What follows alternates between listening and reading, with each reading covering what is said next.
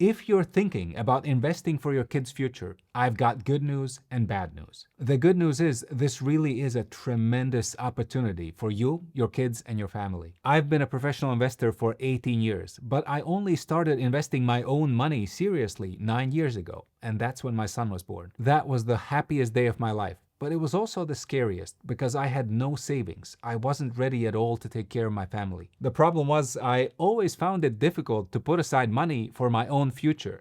But once I had a child, that changed everything. Over the next decade, I saved and invested consistently. And today, not only can I afford to send my kids to great schools and take them to the best theme parks in Europe, like Portaventura or Liseberg in Sweden, our family actually enjoys a whole lot of financial freedom at a level that I never could have imagined as a kid growing up myself. Investing for your kids is amazing. But the bad news is, here in Europe, it can be a bit tricky. There are so many questions like, which investments are best? What taxes do you need to pay? Should you open your account in the kid's name or in your own name? And how do you involve your kids in the process so they don't waste the money once they grow up? First, let me show you just how tremendous this opportunity actually is for your children. I've got a simple investment calculator here. Let's say you're going to invest for 18 years. Day one, you start with zero, and every month you invest 200 euros.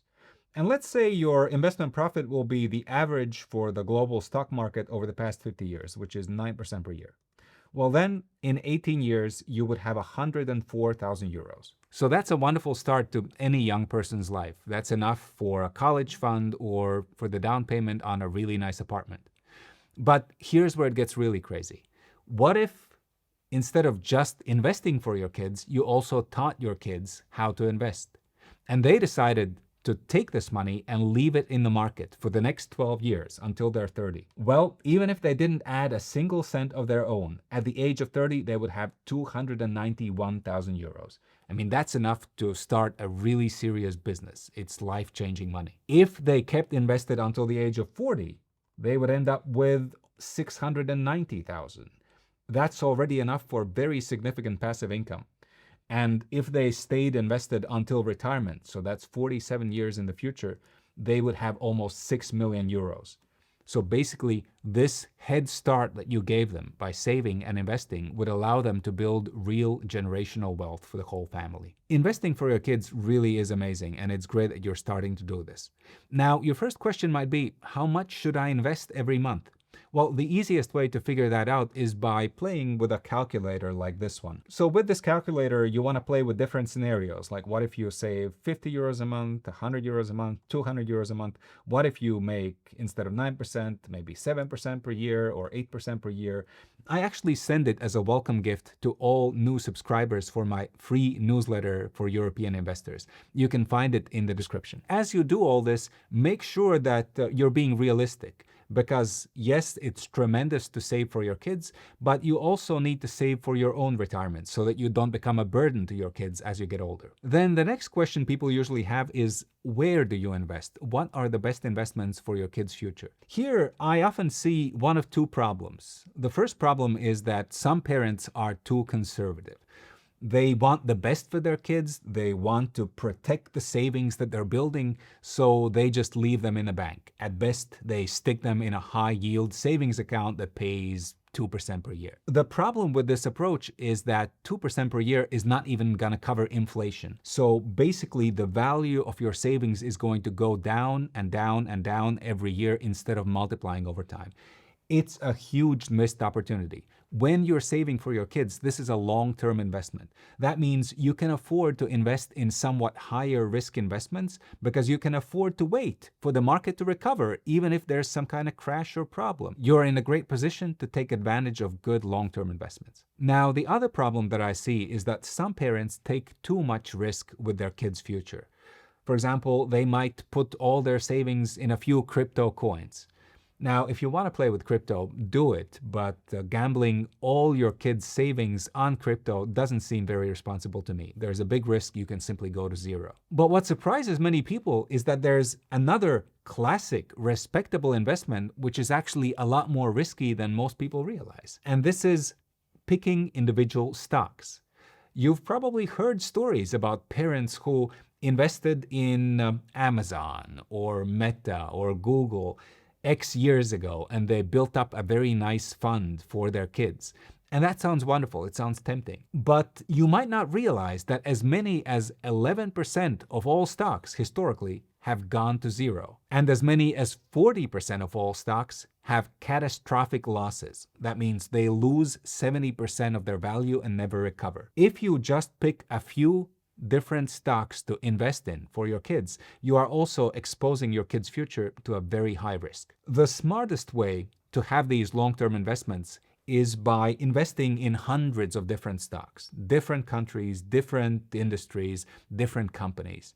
This way, even if something bad happens with one or two companies or industries, your money as a whole is protected and it grows over time. And the easiest way to do this kind of diversified investment is with what are called ETFs, exchange traded funds. These are so-called passive investments because they take very little work from you. You simply put in some money and it gets invested in hundreds of different companies around the world. These investments are recommended by Nobel Prize winners, by people like Warren Buffett. It's basically the easiest way for an amateur to put money into the market and make it grow over time. Now, picking the best ETF to use can be a little bit tricky. There are over 3,000 different ETFs that you can choose from here in Europe. At the end of the video, I will share a resource that could help with this.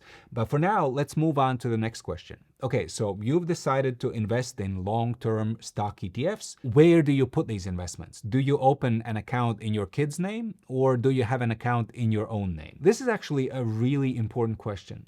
Now, unfortunately, it's also one of those questions where giving you a clear answer is tricky here in Europe because the rules are different in every country. In many countries, it's not even possible to open an account in your kid's name for investing.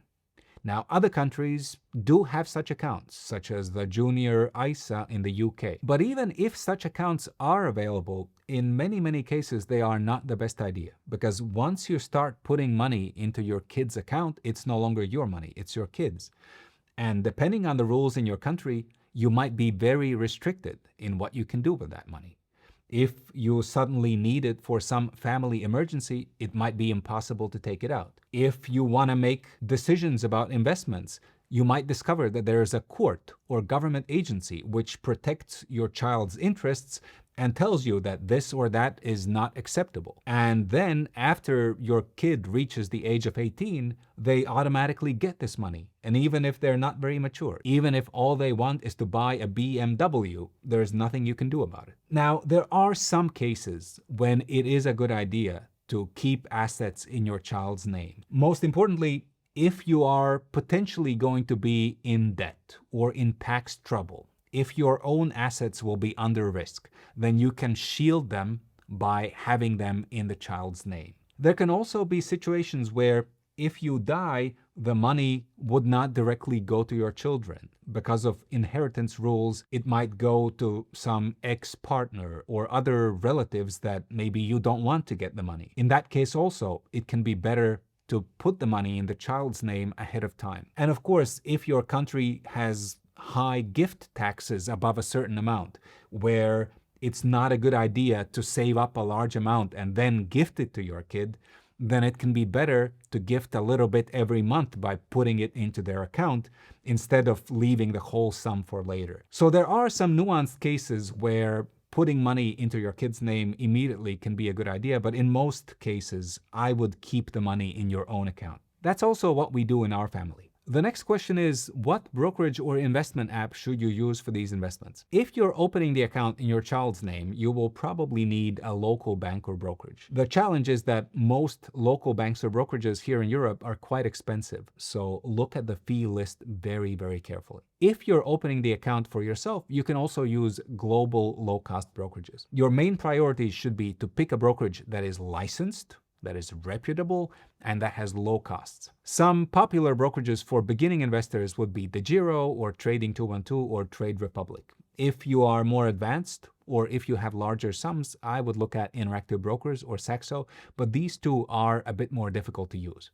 Now, in some European countries, the tax system is so complex that it's a strong recommendation to use local brokerages because they handle taxes automatically. This is the case in countries such as Austria, Germany, or Denmark. In Austria, the most popular choices tend to be Flatex or Trade Republic. In Germany, you've also got Trade Republic as well as Scalable Capital and many other good choices.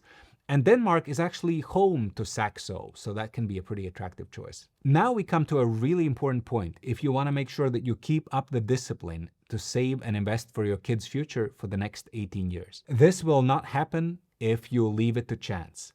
Life will always throw surprises and unexpected expenses at you. If you wait until the end of the month to save and invest, it's simply not going to happen.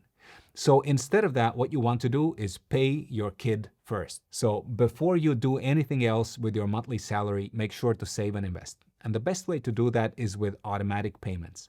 So as soon as your salary lands in your account, there should be an automatic transfer from your checking account to your investment account. And then maybe a day later, there should be an automatic investment order at your broker to put this money into the market. And this way, you don't need to think about it. It happens automatically. And then you live the rest of the month on the money that is left over. All right, but now for something completely different. How do you make sure that your kids make good use of the money in the future? How do you help them develop good money and investing habits? Well, my oldest kid is only around 9, so we're just now starting to discuss money matters with them. But I've talked to a lot of parents, a lot of friends who are dealing with this issue. And the way I see it, there are two key things that you want to do. First, it's helpful to sit down on a regular basis, maybe every month or every quarter, and track what is happening with their portfolio. Make them aware that you are putting money aside for them, for their future, and go over what's happening in the market and how the portfolio goes up and how it goes down, which is actually even more important. Because if you're going to be investing for the next 10, 15 years, chances are you will experience market booms and you will experience some crashes. And it is so healthy for your kids to see some of those market downturns and to see you staying calm and not making mistakes and not freaking out and not selling. And then they can see how the market recovers and how they benefit in the end. So the first thing is do sit down with them from time to time and track what's happening with the portfolio. And then the other recommendation that I've heard from several friends is to involve your kids in the decision-making process. As my kids get a bit older, once they have an allowance, I will encourage them to invest part of it and choose their own investments. Now, of course, I will guide them and explain that 80 to 90% of your investments should be diversified long-term investments like index funds or ETFs. But I think it's completely fine for them to also pick some interesting stocks like a toy company or computer game company or whatever that they like so that they are more engaged in the process and follow what's happening. Getting this right, getting our kids excited about investing is so important because nobody teaches us this stuff here in Europe. So most people live paycheck to paycheck, or if they have some savings, they're just sitting in the bank. And people end up stuck in this 9-to-5 cycle that a lot of people hate, but they don't see a better alternative. That means that when you give your kids the gift of investing, it's not just about money. It can unlock a whole different level of freedom in their lives. So it's great that you're on this path. Now, you might still have some specific questions like, what is the best investment strategy? Or which ETF should you use?